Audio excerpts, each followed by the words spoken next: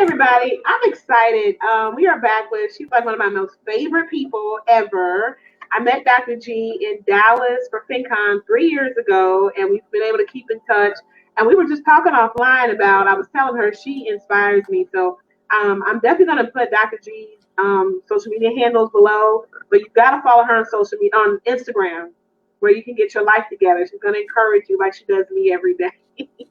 So welcome, Dr. G. Thank you so much, Ashley. This is such an honor to be here. I'm excited, and I'm so glad that we were able to get our schedules meshed. Because for those of you that are watching and listening, Dr. G has a family, so she's married. Her husband is in ministry. Well, she's in there with him because they're a team. So they're in ministry. She has a cute little boy as well. Plus, she has her career. So, Dr. G, why don't you kind of introduce yourself? Tell us about I know you started off, obviously you went to school to be a registered nurse, but kind of share that and then also what you're doing right now. Absolutely. Thank you so much. So, my career, what do I do now? Let me start from there. So currently, because I do so many things, so sometimes it's like a lot. So, like Ashley said, I have a doctorate. I am an adjunct professor. I write also for a living. I have a YouTube channel. I'm with my husband in ministry. I have a child. So many hats there. And, it's a privilege to be able to wear any one of them because I know not everybody gets the opportunity. So whatever opportunity I get, I'm super grateful. My doctoral journey started, and should I jump into that? Yeah. It started, I want to say somewhere in 2008, where I was thinking about, my goal, my undergrad degree was a bio major in the pre-medical sciences. And so my goal was to go to med school. But I also had this mind that if I didn't go to med school, I knew I wanted to get my PhD and then become a college professor, but most likely something to do with healthcare, right? So right after my first degree in biology, I did follow that up with an accelerated bachelor's degree in nursing. And at the time, if you probably listening to me, you can hear from my accents. I'm originally from Ghana in West Africa, and when I came to the US, I was an international student. And as an international student, you are limited in what you can do as far as work. And so once I was done with nursing school, my opportunity to work was limited. There are ways for you to work legally, of course, and I wanted to make sure I was doing the right thing. But that wasn't available to me. So the next step was to continue school. So there were two options I had as an international student in 2008. I either had to go back to school or I had to go back to my country of origin. And I knew that I wasn't really done with the education that I came to the US to get. And so it's like, well, I could go home, and I contemplated that. I was even preparing to go. But then I had applied for some PhD programs and I got into one at Temple University. So, and this was, I think, early 2000. I applied in 2008, but in early 2009, I got the acceptance letter to come join the PhD program there in microbiology and immunology. So yeah, I went from having 2 degrees in biology and nursing to jumping into a PhD. And it came with its own challenges, and maybe we'll talk about that. But it's been a great experience. I really do think that having a doctorate opens a lot of avenues for you. And we can talk about that too, but it does open a lot of avenues for you. It is a great credibility builder. And so that's pretty much it. And then I graduated from my PhD in 2015, got married and had a baby along the way. And then I moved from Philadelphia, where I studied for my PhD, to San Diego, California, to start a postdoc, which is what a lot of PhDs will do after they finish a postdoc. They finish a PhD. Did the postdoc for about 2.5 years, and that ended. And since then, I've been a mix of self-employed plus being an adjunct professor at a college. And I currently love that kind of mix currently because it allows me to work on my business and to have also like a full-time job. Because as you know, business is such that there are days it's going really, really well, or months where it's going really, really well, and then there are months where it's kind of slow. And so with having the part-time or adjunct faculty position, it does help with those gaps. And but I'm really, really grateful for. I think right now one of my goals is to get a full-time professorial position, because I think it would be helpful to my degree, to the degree I have, and to help me to stay competitive with the degree. But I'm an entrepreneur at heart, so I don't think I'll ever quit that. Absolutely. You do it so well. So I want to step a little bit back into your doctoral journey. So, we're in this crazy time right now. So if you were advising someone today, so maybe somebody's watching or listening, and they're trying to decide whether to go for a PhD or a doctoral degree or not, like, what do you say to that person? Yeah, so that's such a brilliant question. And people have asked me this, and in the past I've advised them against it. And I don't know whether it was because I was going through it and it was so difficult at the time. Um so it's a nuanced question. Oh my goodness. So I would say this before you go and pursue a PhD program, make sure that it makes financial sense for you and your family. If you have a family, does it make financial sense? Because here's the deal. I find that people that have a master's degree in certain areas, not all, but people who have a master's degree in certain areas and a PhD are almost paid the same amount of money and are given the same duties and tasks. And sometimes even as a PhD, your boss may be somebody that, and this is nothing against people that don't have a PhD, okay? I'm just saying your boss may be somebody that has a master's or even a bachelor's degree, but has been around for a really long time. Now, the advantage of having a PhD is that I find that it's easier to advance in corporations because you have that added educational background. And usually as a PhD, regardless of what your PhD is in, the what you have to realize is that you learned a lot of valuable, or even should I say invaluable, skills in grad school that are not easily taught on the job. So for instance, if you get a PhD, then you've proven that you know how to persevere, or you know how to stick at something for a really long time, right? Because that's essentially what a PhD is. You stuck with one subject for a really long time and you studied a lot about that subject. Okay. The other thing with having a PhD is you learn how to do research, right? So we're in a political time right now where fake news is a big deal, right? And so as a PhD, you know how to dig through data and how to analyze the data and how to find good, reliable sources for data so that we are not putting out fake news, or we're not putting out wrong information. You know how to do that as a PhD. So there's so many soft skills like these that I'm mentioning that somebody with a bachelor's degree may not necessarily have, that you as a PhD. So usually PhDs are valued for those extra soft skills that they bring into a corporation. So I would say that you have to balance the two. That yes, it's easy to advance in a corporation or in a company because you have a PhD above your peers who may not have that, or a doctorate for those who may go to med school or pharmacy school. But I think that you should really weigh it in light of how much it's going to cost and whether it's going to really advance. In some fields, it may not be as wild. And in some fields, it may make a huge difference. I know in the healthcare and biological sciences industry, it does make a difference if you have a PhD or not. For my friends in engineering, though, a master's and a PhD I've noticed it doesn't make a difference for them. And my brother also has a PhD in engineering, And he got it because he at some point he wants to teach at the university, and teaching would require that he has a PhD, so he got that out of the way. But the job he has now, he could have gotten it with even his bachelor's degree if he wanted. So that's why I'm saying you really have to weigh the options.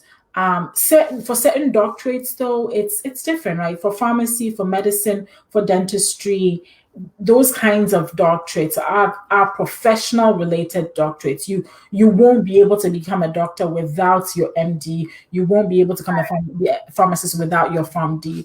But when you're getting a PhD, it's something that I really challenge people to think about, because you don't want to. And I know, Ashley, you talk a lot about scholarships, but I don't want you to spend $200,000 on a degree and go get a $50,000 job. I think it's unfair to you. Yes. And Yeah. I love how you broke that down, and especially in a time like now, our financial decisions, they've always mattered, but like you said, they matter even more so now. And speaking of just what you just shared about paying 200 grand for a degree to only go work a $50,000 job, I know that there are some students and potential students watching and listening right now that are considering getting a PhD and they have a family. So how did you balance? You got married. So how do you balance a marriage with a PhD program with a baby? How did all that work for you? Yeah, so I think in so many ways I was just really blessed and lucky that I married somebody who was also really understanding. And I realized that not everybody gets that. But I had somebody that was understanding and super supportive. And so when I started the PhD program, I wasn't married. I hadn't even met my husband yet. But it was after my first year, I think, that I met my husband. And then by the end of almost my third year or second year, I can't remember now, but we got married, right? And then the fourth year, I was pregnant and I was having a baby. So basically, the whole time I was like juggling family and relationships. So I think that having somebody that is understanding of what you're doing and supportive of what you're doing is important. If I know this is not a relationship podcast, but if you're in a relationship with somebody who cannot support your dreams or goals, I think you should get out of that relationship, because they're going to be like that the whole time. They're not going to change. They're not. You think they will not. The way they are when you meet them is the way they're going to be. So I wish I could say that is not true, but I've seen it happen for so many people. I've seen people have to quit their schooling because of something like this. And it goes both ways, whether that's a wife or a husband. People can be cannot be may not be supportive of your dreams. So I believe in having. So I've been blessed to have a husband who is really supportive of my dreams, and hopefully I didn't step on any toes there. But step on them, we need it. But but he really has. That is awesome. And that's the whole strategy right there. I don't think there's any other secret apart from just having a supportive husband. Yeah. Yes, having that support. And so now, we've got a graduate student, maybe they have a family right now, they're in the midst of their program, and we're in a pandemic on top of this. So, what advice do you give them? Do they need to pivot somehow? Like, how do they manage the anxiety and stress, related with the pandemic and everything else? Yes. So, good question. So, I think one thing we should all realize is that we're collectively going through this. And I've had my moments every week where I cry, and I have, and I'm tired, because it's like you wake up in the morning and you don't go anywhere, you work from home, and you do everything at home. So it's, even for me as an introvert, it's tiring. So I think that do what you can. There are days when, like yesterday was a great example of that. There was usually I try to do 3 major things per day, and there was one thing that at the end of the day I was super drained. I was very tired, and I was like, I don't think I think I'm gonna rest now. I think I'm just going to not do this thing? And could it have consequences? Yes, possibly. It means I just postponed something that I'm supposed to do until tomorrow, but it also means saving my sanity a little bit. It also means having time to play with my son who wanted to play. It also means getting to enjoy some relaxing time to pray and to journal and to rejuvenate. So I do think that you have to be intentional about your rest and Yeah, in be intentional about saying not doing anything. It's for so long, right?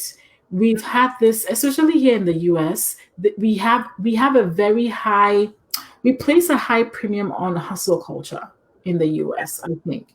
We place a lot of, and I didn't realize that until, like I said, I grew up in Ghana and I went on vacation to Ghana last year.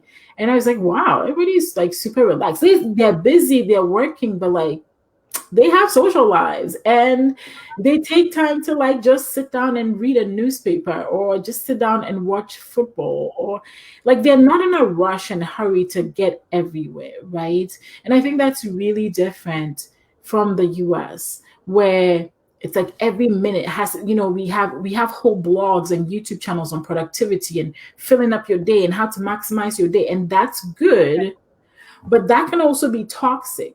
And so I think it's important to remove yourself from the toxicity of hustle culture and productivity culture, which I'm not saying the whole thing is bad and throw it all away, but there comes a time when you have to say, okay, yeah, I'm not gonna answer emails after 7 p.m. I'm not gonna take any business or related calls after 6, and just relax. And this is even hard for me because I'm a workaholic, but I realize if I don't do that, I know, right? If I don't do that, I'm emotionally and physically tired, and you cannot operate from that space. So mhm. give yourself opportunity to rest. It's something where that I assure you we're all going through. And I know, it's hard for some of you because maybe you're a single parent and so on, but take time to rest. Yes, I love it. That is amazing advice, and we need it. And I'm going to be following your advice. But I'm enjoying our chat, Dr. G. So I want to kind of move to this and kind of end with this. Is you are a businesswoman, on top of, like you said, being an adjunct professor. And I got a copy. So those that are listening, and I'll put the link in the show notes. Those that are listening and watching, I got my copy of Win at Freelance Writing because I'm adding that to my repertoire of Yeah. services. And Dr. G wrote that book. So congratulations. Thank you. Thank I you. love it. I'm not going to share with y'all the good goods. You're going to have to buy it. But it is good. If you want to get into freelance writing, don't try to figure it out on your own. Follow Dr. G, get her book. And she also has the Right Society. So that's next to my business expenses. So I encourage you to join me with that as well. And I had a chance to look at your curriculum. It is amazing. So I can't wait Thank to you. join the Right Society. But I want to throw this in there. I was on Amazon and I saw 8 books written by you. I saw the Yeah. devotionals. I Yeah. saw the scriptures and prayers for children. I was like, wow, she is not new to this. No. So tell us about your business. Tell us about how you help your clients with freelance writing. Talk to us about that. Yeah, sure. So my business, I'm a writer, and I think that's God's gift to me. And so I believe that you should maximize and profit off of any gift that you have. Yeah, So I've been freelance writing for the last 4 or 5 years, and essentially all that is I write articles for healthcare corporations and companies, because these organizations need blog posts, they need ebooks, they need content that needs to be written in order for their businesses to move forward. And so every time you see a website, every time you see an ebook that has been produced by a company or corporation, some writer is behind that. And so that's the service that I provide to healthcare companies. And it's been quite lucrative for me. So, and I have a YouTube channel based on that is partially based on freelance writing. And so last year or so, I was like, let me write this book on freelance. The most common questions I get about freelance writing, let me like put that in a book and sell it. Because I think it will be valuable for the person that is just trying to break through and make their first like $1,000, $5,000, $10,000 as a freelance writer, right? So I wrote that and released that in April of this year. And I've gotten a lot of great feedback on it. So thank you also for your feedback. I appreciate it. Yeah. Now, I would say that I also currently write books. I'm also now jumping deep into the pool of self-publishing. It's something I had been doing for a while. Like Ashley said, I've written a devotional. I've written a little book that called "You Can." How to Not Be Defeated, something like that. Yeah. I have to go back and look at the title. It's been a lot. I wrote that book 10 years ago. Okay. Yes, and then I had a little book on, because before I started all this writing, I had a Christian blog, but I kept for like a year or two, and then I stopped writing that blog and then jumped into the business that I'm doing right now. But anyway, so I put a lot of the thoughts that I had on the Christian blog into these books, and they're up there. And once a while, I'll get some sales on them and get some feedback. So I'm still happy about that, that I'm still able to share my faith through my books. But right now, most of the books I'm writing, and as I'm speaking with you, I'm doing a whole month-long live series on my YouTube channel where I'm writing a book and I'm bringing my audience along with me, and some of my audience is also writing books as I'm writing a book. So it's a way to like pump ourselves up to write our books. So self-publishing. So that is something that I'm I don't consider myself an expert in, but definitely I've learned a lot along the years to share what I know. And I'm a sharer, so I'll share everything that I know, because somebody helped me get to this point. So I'm going to help some people get to a point that they want to get to. So yeah, I've been writing books and selling books, and looking to grow that part of my business as well over the next few years. So yeah, that's a bit about my writing. And of course I have a course. Yeah. That is awesome. And so guys, I have her Kindle version. So there's her, everybody can see. Oops, let me go that way. That's her book right there. But I'm excited. So Dr. G, I'm gonna have to have you back, because I think we're gonna have to do a talk just about this book. Okay, no problem. I'd love So to. many nuggets. But I've enjoyed our talk. Again, those are watching and listening. I'm gonna have all of Dr. G's information, her website, her social media handles. But I need you to go get that book today. Even if you're in grad school, because if you like to write, let's leverage that skill, bring in some income right now, and do it with an expert. So again, thank you so much, Dr. G. Thank you also, Ashley. Thank you.